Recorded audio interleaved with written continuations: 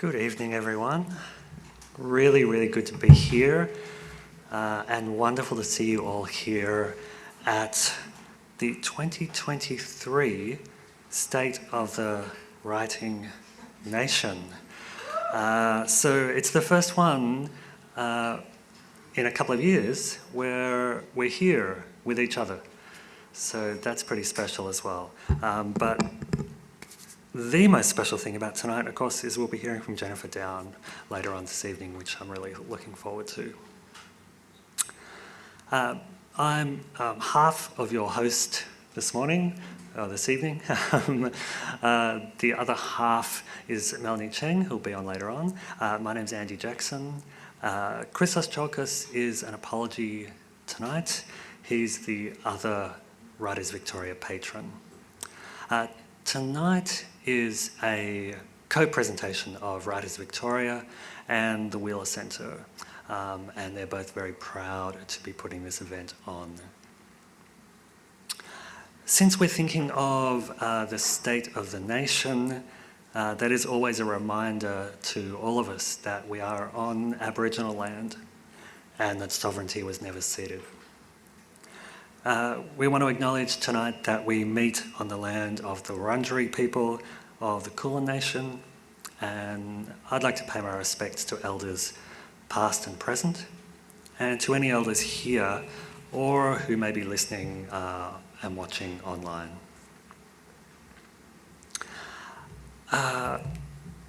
Before we go on to the main part of this evening, I should also mention that we'll be hearing also from Michaela Saunders virtually. Michaela, I'll give you a very quick bio of her. Dr. Michaela Saunders is a Guri and Lebanese writer and teacher, and the editor of This All Come Back Now, which was the world's first anthology of blackfella speculative fiction. Michaela won the 2022 David Unayapan Award for her manuscript of speculative fiction stories Always Will Be, Stories of Guri Sovereignty from the Futures of the Tweed, and that is a very highly anticipated book coming out later on this year through UQP. Very kindly, Michaela has recorded her contribution tonight for us. So, but I still think we should put our hands together for her, and she will hear it somehow.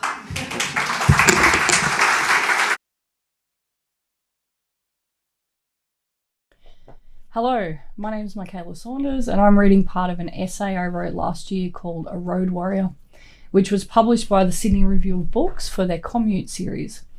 This piece is set in 2014.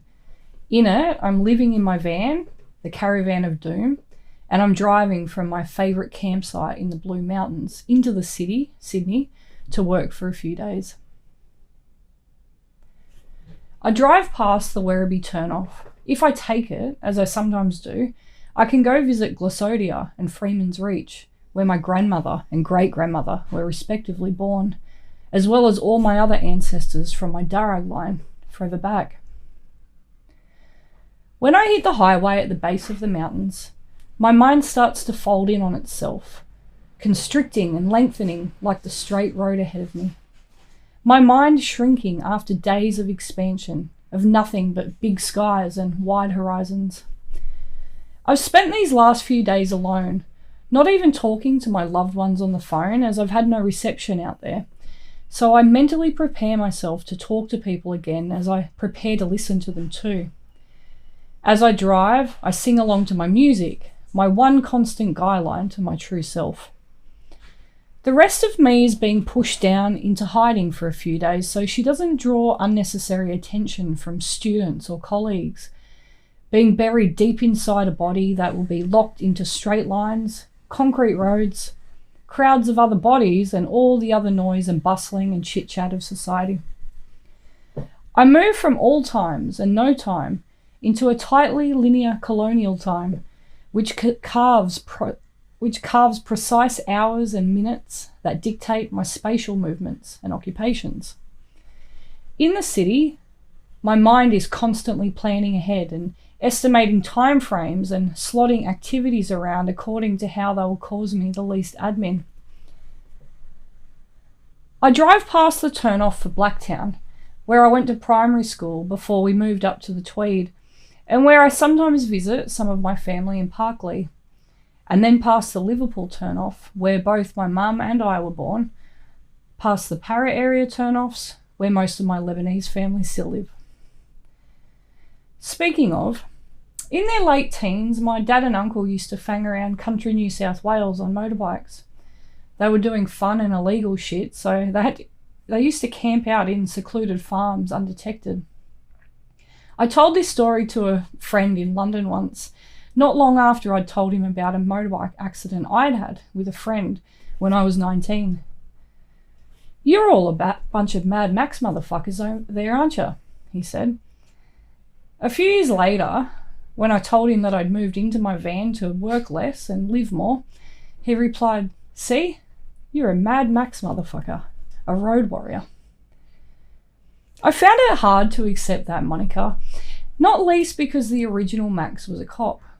Only once he reached legendary status in the second film was he known as the Road Warrior, lone traveller of the wasteland. But that's not why I couldn't accept the nickname for myself. I have a good mate whose name is Road Warrior, who's a bit older than me. He's from Cabba, and he used to roadie for another mate's band who achieved a relative fame within the Australian heavy music community.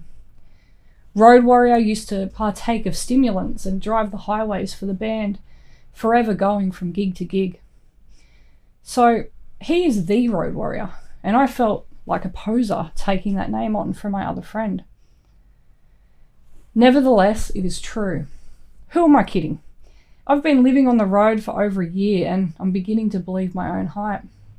Even Auntie Ronnie told me that I was just like Uncle Kev when I last visited her in Rose Hill a few months ago. My beloved uncle passed away 2 years ago now. He spent so much time on the road himself, on his bike and camping out in his car, and he would have loved my lifestyle and his aunt's comparison. So I take it with a caveat.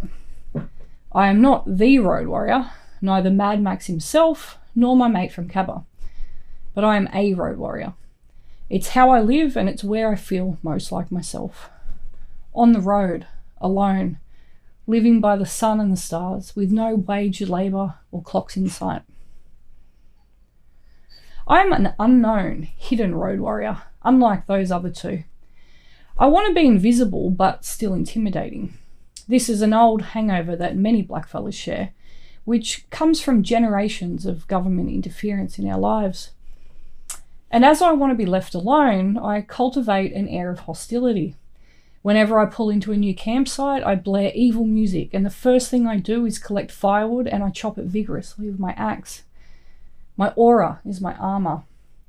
I curate this air of menace to prevent people talking to me when I'm alone on the road or in the bush, so that nobody gets familiar with me and asks me who I am or where I'm from or where I sleep or if I'm with anybody.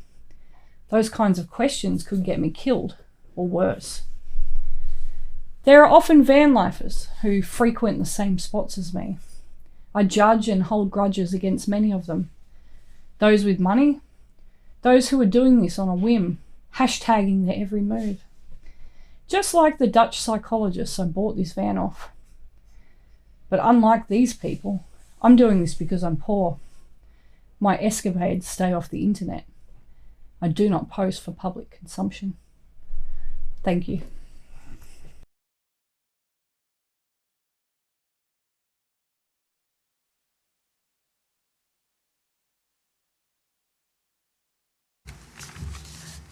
Thank you, Michaela, and thank you, Andy. My name is Melanie Cheng, and I'm delighted and honoured to join Andy and Christos in being a patron for Writers Victoria. It was through Writers Victoria that I found my own writing mentors and my own writing community many years ago now. And it's a great privilege to champion the work that this organisation does and to also champion the great Australian writers that the organisation represents, including our next speaker, and the reason that you're all here tonight. I first came across Jennifer Down, or the name Jennifer Down, about 10 years ago when she was winning all the short story competitions that I was entering. I then began reading her work and understood exactly why she was winning all the short story competitions I was entering. Since that time, I've tried to read everything that Jennifer writes. But for those of you who have yet to become acquainted with her stunning prose, please let me introduce you to one of the most exciting, accomplished, and talented writers working in Australia today. Jennifer Down is a writer and editor living in Naarm, Melbourne. Her debut novel, Our Magic Hour, was shortlisted for the 2014 Victorian Premier's Literary Award for an unpublished manuscript. Her story collection, Pulse Points, won the 2018 Readings Prize and the 2018 Steele Rudd Award in the Queensland Literary Awards. She was named a Sydney Morning Herald novelist in the years 2017 and 2018. I told you she won a lot of prizes. And of course, Bodies of Light, her second novel, won the 2022 Miles Franklin Literary Award. Please join me in welcoming Jennifer Down.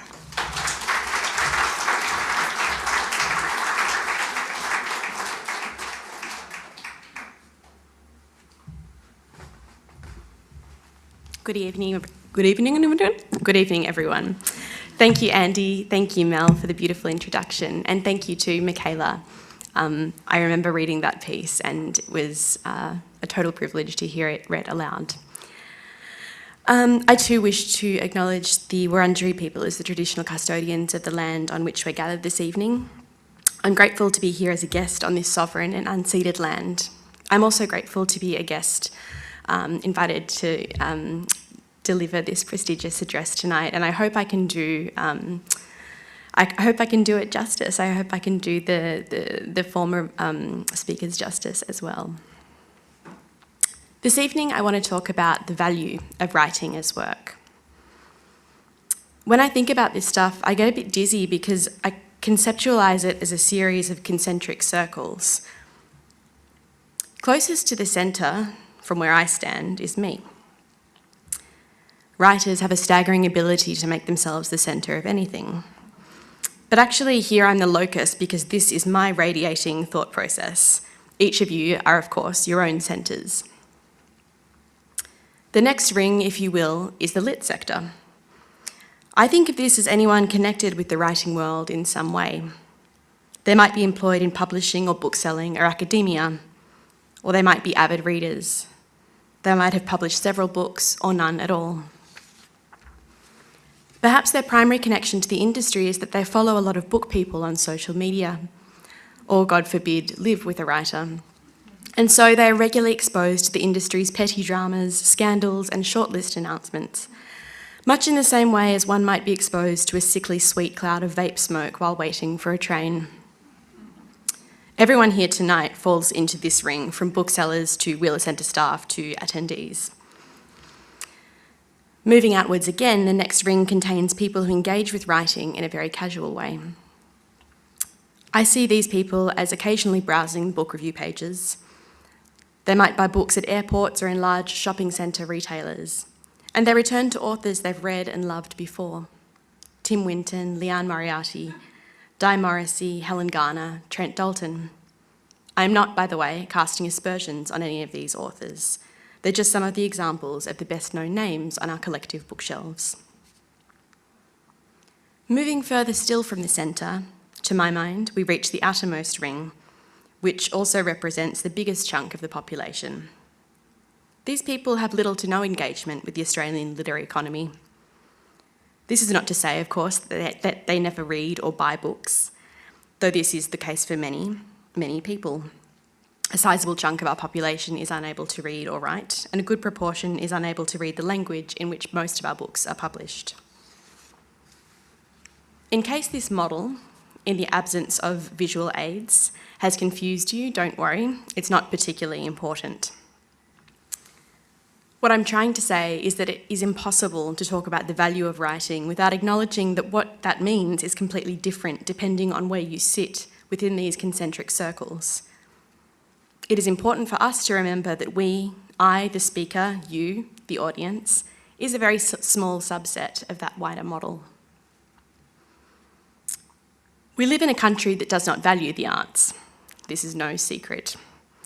For the purposes of this lecture, and since it's the sector that I'm familiar with, I will focus on the literary economy. But rest assured, I'm well aware that musicians, filmmakers, visual artists, and so on are equally rooted. Occasionally, it's easy to forget or overlook that we live in a place where very few people care about books, in spaces like this one, or at writers' festivals, or online, where the fact of a review or essay being shared a dozen or so times can make it seem sort of viral. The reality, of course, is that these are narrow chambers within the great sphere of our public consciousness. To most of the Australian public, names like Alison Whittaker, Oliver Reason, S.J. Norman, Gillian Mears, Michael Winkler, Thea Astley, Natalie Harkin-Smith, Bella Lee, Carrie Tiffany, Charmaine Clift, Melissa Lukashenko mean nothing. Lest there be any doubt, to most of the Australian public, the name Jennifer Down also means nothing. When I was 23, before my first novel was published, I won a prestigious short story award. Sorry, Mel. Worth $5,000. We ought to have compared notes. A friend who at the time worked full-time in hospitality said something well-intentioned. I wish I could get free money. On one hand, she was right. Working in hospo is the shittiest, least rewarding, most soul-destroying work I've ever done. In hospitality, the closest thing you can possibly come to free money is a tip, and you work your tits off for it. On the other hand, though, the idea of prize money being free money enraged me. At that time, my winning story hadn't been published elsewhere. In fact, I'd finished it just hours before submissions to the award closed at midnight. But I'd started it years and years before. Now, I don't keep timesheets for my fiction writing because my Zoloft dosage is already maxed out. But it would be safe to say that if I were to break down that rich $5,000 figure to account for dollars per hour, my pay rate would be laughable. I mention this because I don't think my friend's perspective is an uncommon one. Yes, writing is labour, but there are very few other industries in which a surprise cheque might occasionally drop out of the sky as a reward for your toiling. I can very easily understand how it seems bullshitty and kind of magic to someone working in a cafe, and also how it seems unfair and arbitrary to my fellow writers who might make the shortlist but didn't win the big prize on this occasion. Awards are one way in which this industry assigns value to certain books and authors and voices. I think most of us recognise the role that things like chance, timing, privilege and bias often play in prizes. They do, though, confer a certain kind of cultural capital, whether we like it or not. The shiny sticker on the front cover suggests that the book has passed some kind of artistic and intellectual muster. The fact of a work appearing on a prize shortlist or long list elevates it from relative obscurity to modest visibility. Often, of course, prizes also confer literal capital. After winning the Miles Franklin last year, I had $50,000 sitting in my savings account, more money than I'd ever had in my life at one time. It was more money than I'd earned per annum during every single year of my 20s. I sold international rights into a handful of international markets, Spain, Poland, Germany, for the very first time in my career. That prize was life-changing for me in the way that very few events truly are. Of course, prizes sit towards the centre of my spiral. They are of interest to very few people. Their utility for most is as a marker of taste or talent. Beyond the financial boost they offer the writer and the heightened esteem they might signify, their real value is flimsy. If I sound nervous tonight, it's because I am, and I'm acutely aware that I'm standing on the shoulders of mental giants. When I was first invited to give this address, I went back to rewatch the two most recent lectures, which were given by Maria Tamarkin and Alice Pung, two authors I admire enormously, in 2020 and 2021 respectively. Alice spoke, among other things, about the way we, the industry, ascribe value to certain kinds of migrant stories. narratives that express adversity and eventual triumph in a way that is presentable and comfortable. She said, and I quote, "To a privileged reader's emotional health, the disadvantaged writer is a vitamin-rich supplement, rather unappetizing but necessary. Or they're like dark chocolate, not only palatable but irresistible, sparking off all the endorphins." The upshot of this, of course, is that some publishers have recognised an appetite for the right kind of disadvantaged voices and are capitalising on them. This simultaneously runs the risk of exploiting marginalised people and their stories, and perpetuates a narrow idea of what these stories and people might sound like or should sound like. Too often, they must be marketable, approachable, prepared to soften themselves or their experiences so as to appeal to the book-buying public.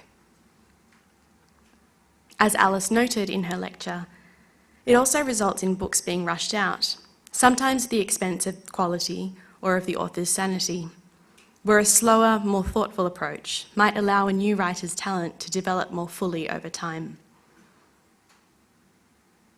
When I think about the value of writing in this respect, I think about a kind of false depreciation.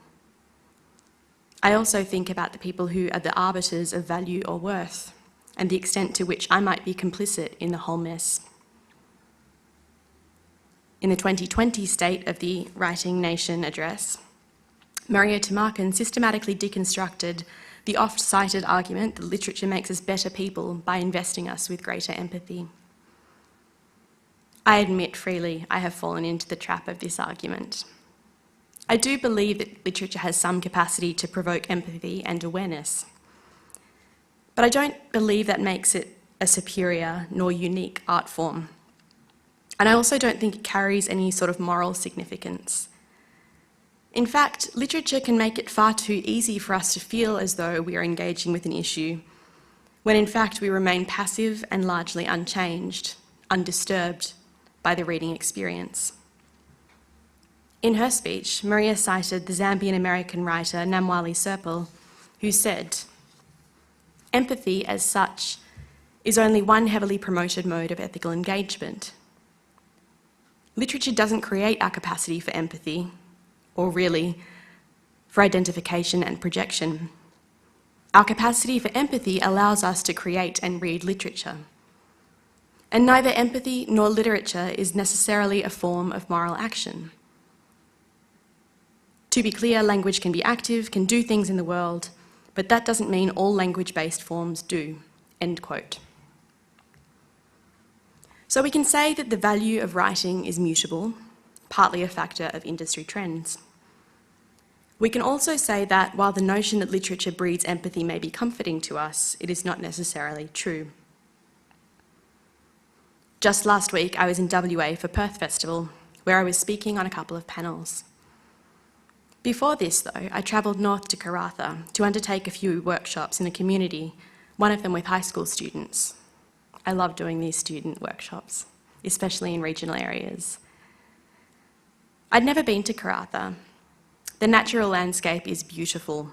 Blood-red soil, sculptural rock formations, salt flats, ancient mangroves. I was lucky enough to be there during a thunderstorm. Everything smelled damp and fragrant. One night I stood outside the Karratha Country Club, populated by about 80% older women engaged in either darts or trivia, and watched the strobes of sheet lightning. There was a brand new regional arts centre with a cinema and a light-filled public library. But most of the city itself was charmless, all functional, shiny infrastructure and hulking great vehicles. Both the council's programming officer and the school teachers I spoke to said the same thing. "We just want the kids to know there are jobs outside of mining." This sentiment, of course, reflects the reality of the local economy. No doubt there are children in Canberra who are only dimly aware of careers outside the public service. But it did get me thinking. In my presentation to the students, I'd intended to outline some of the pros and cons of what I call being a working writer, and to debunk a few myths about being an author. One of these myths, naturally, was the idea that authors make a lot of money. In Karratha, it's hard to forget about mining. The big companies sponsor cultural events like ballet and theatre. The outskirts of town are studded with miners' camps. They have names like Sea Ripple Village. On the plane back to Perth, I sat next to a FIFO worker who scrolled through photos of his partner and kids. The universities offer programs for high school students who are interested in the resources sector. Kids as young as year 10 tour sites and meet with industry leaders. There are programs that funnel students into the industry with promises of a steady, generous income. The teachers were talking about these programs, and I thought I should maybe quickly delete the slide in my presentation that listed the average income for an Australian writer. But I didn't have time, and then I thought about how when I was 15, being paid cash to wait tables and cut vegetables at the local Thai restaurant, I didn't understand the difference between $20,000 and $200,000. I thought about how I knew then that I would probably never own a house, and how in English class I was a rat bag. A daydreaming rat bag, not really naughty, because I was bored out of my brain. I thought about how I didn't know what editors did or anything about the sorts of jobs you could do if you liked language. I thought about how at school I was good at English, and so teachers told me I should become a lawyer or a journalist, as though those were the only two professions involving words. And I left the slide in. Of course, I made jokes, and I also told them that my full-time job, too, involves writing, and so, in a sense, I do make a living from arranging words and so on. Later that afternoon, my best mate sent me a message asking how the workshops had gone. "Did you shape any young minds?" she said. Of course I didn't. But I got to be the reason they got out of their normal Thursday afternoon class and sit in front of a different boring adult, and maybe that was enough. My best mate is a lawyer who works with mostly marginalised people in the outer southeastern suburbs of Melbourne. For her, a good day at work can look like wrangling a community corrections order instead of prison time for a vulnerable young person, or landing a sympathetic magistrate when she's representing a substance-affected client. As writers and readers, I'm sure you can imagine what a bad day at work might look like. And here we've arrived at the second part of my contested relationship with writing as work. The fact that writing is labour, but it's also, for the most part, a kind of middle-class hobby. After school, I went to both TAFE, where I studied professional writing and editing, and university, where I studied the only two things less useful than professional writing and editing, French and Japanese. I chose those majors initially because I'd been good at languages at school. I figured I had time to work out a more serviceable area of specialisation, but it turned out I really loved learning French at a tertiary level. My mind was on fire for the first time in my life. I ended up undertaking an honours year in French. My thesis topic was the pathologisation of women's bodies and minds across class strata in 19th century France. Scintillating, right? But my mum would sit and listen to me rabbiting on about the advent of indoor shopping centres in Paris and the ensuing development of kleptomania, or the poor and unhoused young women who became the living props of the famed neurologist Charcot during his public lectures about hysteria. My supervisor suggested I pursue a PhD. At the time, I was so enthralled by the research, the reading, the puzzling together of my arguments, that for a brief moment I considered it.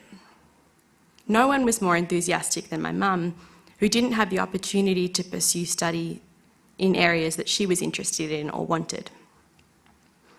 But as quickly as the idea was suggested to me, I dismissed it. What a useless way to spend my time, I thought. What a wank.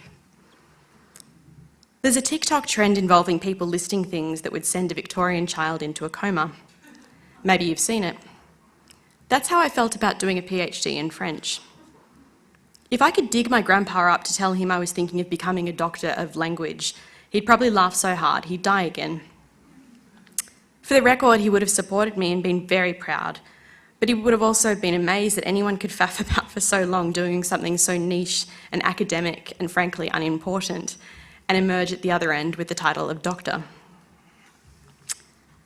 There is a weird, ugly, self-inflicted chip on my shoulder about being the family member who taps at a computer all day instead of caring for patients. I've said often to students in interviews that writing is hard, but not in the same way as being a nurse or childcare worker or bricklayer is hard. I wrestle with this a lot because I have an odd sense of civic duty or something. I don't want to be productive per se, but I do want to be of service. One might well argue that my most recent novel, which tells the story of a woman who grows up in out-of-home care, serves a purpose insofar as it might shed light on historic and ongoing systemic abuse of at-risk young people. Okay, that feels lofty to me personally, but a gal can dream. The thing is, I'm not in the business of choosing an issue and writing about it. I'm interested in character and language, and that feels like an aesthetic exercise, academic at best. This is not to say that no writing is important. I'm just not that sure that mine is. The author Siri Hustvedt said, "Writing fiction is like remembering what never happened," which is a beautiful way of describing a process which, on a bad day, I would simply call masturbatory. And look, I don't lie awake self-flagellating. I could work for an arms manufacturer or for Wilson Security, but I guess I have this internalised idea that work should be purposeful. Most of my family and friends work in community services or in schools or hospitals. I've spoken about this before. I don't necessarily think that doing this or that work makes you morally superior. If the promise of moral superiority is the reason you're drawn to a vocation, you're probably crap at your job. But when the notion of things like a universal basic income for artists comes up in conversation, I feel like an art traitor or a class traitor, perhaps, because I'm not convinced. Sure, it'd be nice if writers earned more money, but I also wish aged care nurses earned more. Maybe it shouldn't be an either-or proposition. Like, ideally, we'd dramatically redistribute the wealth in this country. Ideally, we'd dramatically increase Centrelink allowances. Ideally, writers and teachers' aides and GPs would all earn more money. But the cynic, or perhaps the realist in me, says that we need to triage those things while we're all trying to suckle at the same government teat. My most Sky News adjacent viewpoint is that I'm not sure anyone should be a full-time writer. By this I mean, I think it's really vital that writers do something away from a laptop, whether that's paid labour, caregiving, volunteering, you name it. I think it's important for writers to be in the world and to be a part of it, irrespective of the mode or genre they work in. Maybe that's part of the reason that, at the moment, I feel like I don't have much to say. I haven't really been in the world lately, but I'll come back to that later. In any case, we talk a lot about how little artists get paid, and it's true. But you know who else gets paid peanuts? Every arts worker in this stupid colony. For the purposes of this evening, let's focus on the publishing industry, which is mostly staffed by pink-collar workers. Editors put up with the most neurotic, navel-gazing bunk from writers, and their names don't even cop a mention in the book's front matter. They don't care, because that's not why they got into the game, but that's hardly the point. They fight tooth and nail for books they care about in between publishing the commercially viable stuff in which they may have little to no interest. Their work bleeds out of their contractually stated hours into evenings and weekends. They get paid shit. They are some of the least complaining people I've ever met. For a brief few years, I worked for one of the largest educational publishers, first as an editorial assistant and later as a publishing editor. At that time, this multinational company had no parental leave policy in place in Australia. They also made little concession to employees returning from leave after having a child. It was rare for a part-time role or job sharing to be considered viable. If you were lucky enough to be granted a part-time contract, the expectation was simply that you fit 5 days' work into a half week while being paid at the 0.6 rate. I don't know what their current policies are.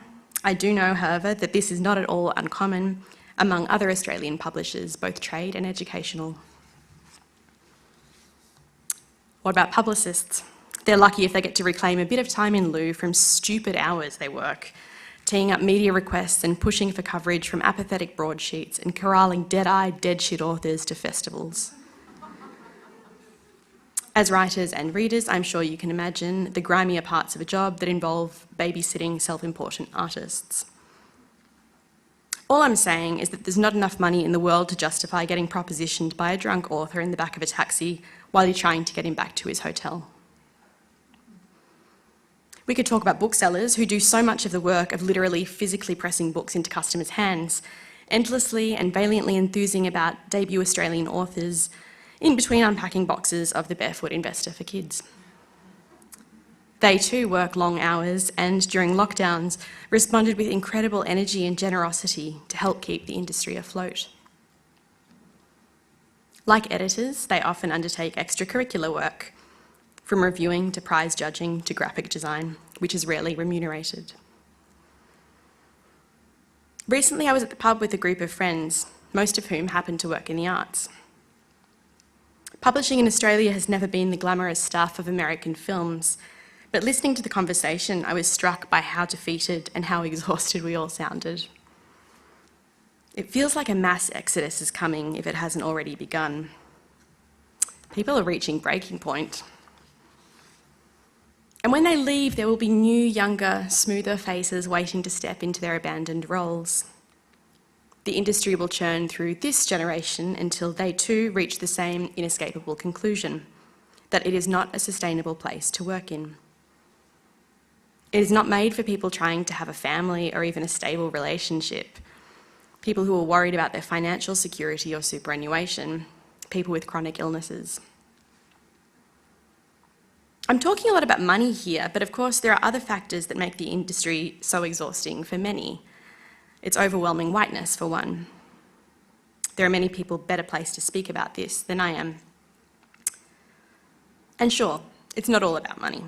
One of the funniest things that people say whenever the topic of arts funding comes up is that no one goes into the arts expecting to be rich. Let me assure you, I do not know a single writer who ever expected to be rich. The only people who think authors make money are the people whose frame of reference extends to and no further than the transphobic wizard lady. Another funny thing that people like to say is, oh, well, you don't do it for the money. We know, thanks. But this brings me to the question, if literature doesn't engender empathy, and it's not really serving to amplify lesser heard voices, at least not at the rate we would like it to, and if it's not making anyone any money, and if the very industry itself is full of people who are bled dry by its material conditions, perhaps it might offer something less tangible, something to do with aesthetic or spiritual merit. My mother died late last year, about 9 months after we learned she had aggressive pancreatic cancer. It's the sort of thing that starts out shit and gets worse and worse, even when that feels impossible. Until recently, if you'd asked me what I imagined might bring me comfort while I was grieving, I think I would have said books. I never really gave it much thought, to be honest, but I've always loved reading, and books have certainly sustained me through many a turbulent time. And yet, all last year, I barely read a thing. My attention span and energy shrank to survival, to medical advocacy and literacy, and to tasks involved in the day-to-day running of a household. Towards the end of Mum's life, we cared for her at home, my dad, 2 sisters and I, with the help of daily visits from palliative care nurses. She'd fractured her pelvis and was unable to move from her bed. We played music for her and diffused essential oils and cut fresh flowers from the garden. But for the most part, there was no room for art or beauty. There was little room even for anticipatory grief. We were so preoccupied with the physical demands of care and comfort. Instead of reading, I downloaded Duolingo and spent hours lying on a mattress next to my mother's bed, listening to the rhythmic thudding of the oxygen tank and feeling a small flare of satisfaction whenever the app chimed to tell me I'd got the answer right. I was like Skinner's rat, pressing the lever to receive the pellet over and over. I've tried to do better this year when it comes to reading. It's been hit and miss. I think cognitively I'm not at my sharpest at the moment. I also think I've lost patience for what I perceive as a certain sameness in some Australian fiction. And all of this has brought me to a bit of an existential quandary. I'm only ever really a bee's dick away from an existential quandary to begin with. But I turned to literature for comfort and I found none. Either a novel was inane, or it cut too close to the bone, or it described a worse horror than what we were enduring, or the writing was cold, or worse, banal, or the story simply did not hold my attention. I know this is not likely a permanent condition. In the first week of this year, in fact, I read Yi-Yun Lee's The Book of Goose, and was relieved greatly to know I could still find pleasure and escape in fiction. But I'm struggling, and it's a loss of faith in a sense. Maybe it was naive and romantic of me to imagine that literature might bring me solace. Maybe I'm asking too much. But I haven't felt like writing either. All I really care about at the moment is trying to make sense of and live with this primal wound that is the loss of a parent. And I don't know if I'll ever feel like I want to write about that for public consumption, or if I have the right to. While I was thinking about this address, I kept returning to something Evelyn Araluen said during a session at last year's Adelaide Writers' Week. She was speaking about the use of Bundjalung language, her grandfather's language, in her poems, and her decision not to translate these words into English because, as she put it, she did not feel the translations were hers to give. She spoke too about the idea of language as an extractive industry. Indeed, there is something deeply colonial in the idea that simply by learning one meaning of one word, or even dozens of words, we as settlers might gain a more intimate or profound understanding of a language, a culture, or a people. Of course, Evelyn was speaking specifically about existing and working as an Aboriginal writer, and this concept of language as an extractive industry gestures to the exploitative nature of colonial violence. But last week in Karratha, that phrase kept coming back to me, likely because I was face to face with the wounds of resource extraction in a way I rarely am when I'm at home in inner suburban Melbourne. I also thought about it in the context of this address and how, in a sense, I'm mining my own grief. Already some of what I've said tonight feels like having flayed myself, exposing raw, red flesh. Yet it was not possible for me to write this without acknowledging the source of my lethargy and uncertainty about writing and about reading. So I'm here, writing, now delivering my address, and I'm moving in these karsic spirals, trying and failing to locate value in its topic, writing, and feeling despondent and wondering whether I am making you despondent. And I'm thinking of the Emperor's New Clothes. And while I'm circling the drain, I remember that one of many reasons I read is for potential, to be reminded of what might be possible. Lately, that has not felt like a great deal. And that's not just a statement coming from a dead mother place. I suspect I'm not alone in feeling mostly pessimistic about the state of our planet. There is only so much soft plastic I can blithely collect, so many conversations I can have about why Amazon sucks, so many homophobic tweets I can read before I begin to wonder what the fucking point of any of it is. On Sunday night, still in Perth, I went to see a gig.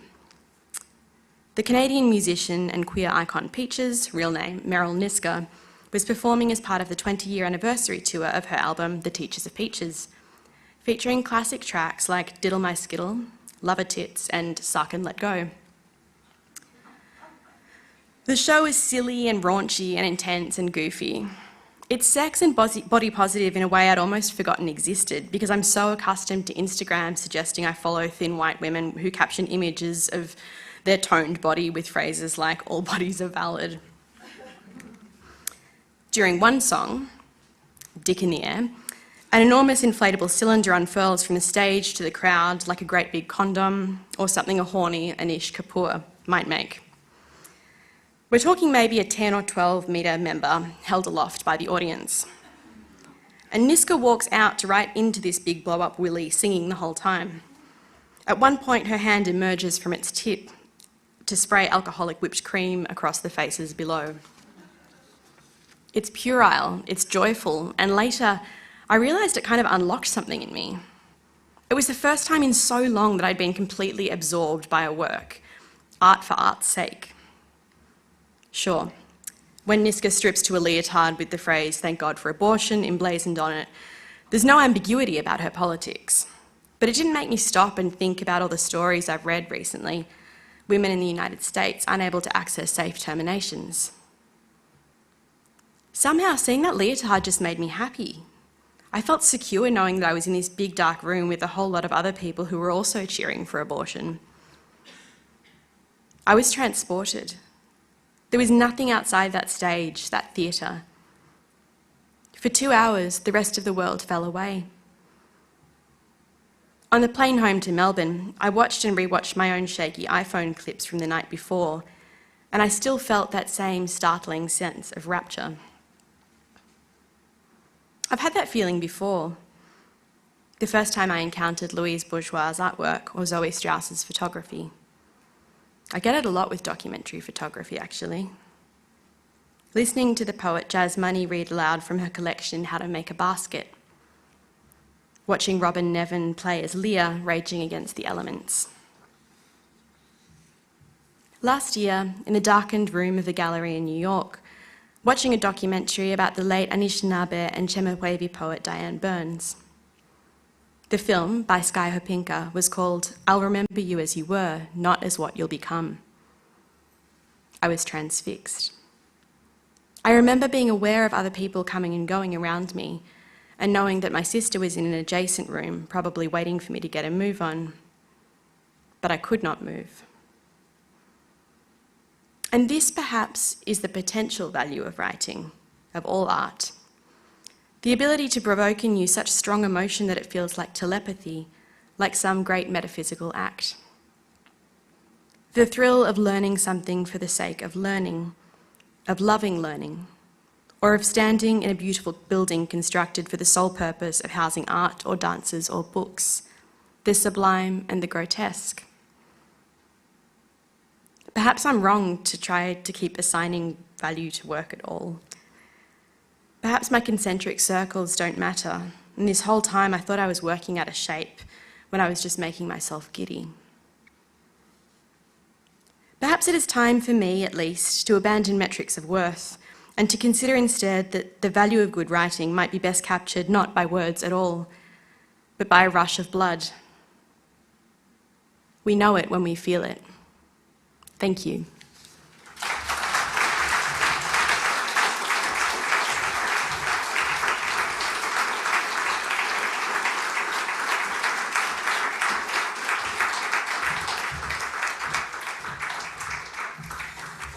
Thank you, Jennifer, as always, for your honesty and for your wisdom.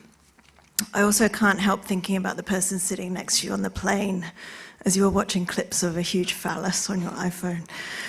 But alas, this brings us to the end of the State of the Writing Nation event for 2023. Thank you all for attending, and I'd like to remind everyone that this event has been presented by the Wheeler Centre in partnership with Writers Victoria, and that all ticket sales and donations go to the Writers Victoria Fund, which offers free and subsidised memberships and mentorships for those who have a financial barrier to access. If you'd like to make a donation, we have cash buckets and FPOS on site. Lastly, the Sun Bookshop is our bookseller for tonight, and they'll be selling copies of all of Jennifer's books at the back of the room, and Jennifer has very generously offered to do book signings as well tonight. So thank you again for your attendance and support for the State of the Writing Nation. Have a good night. Thank you.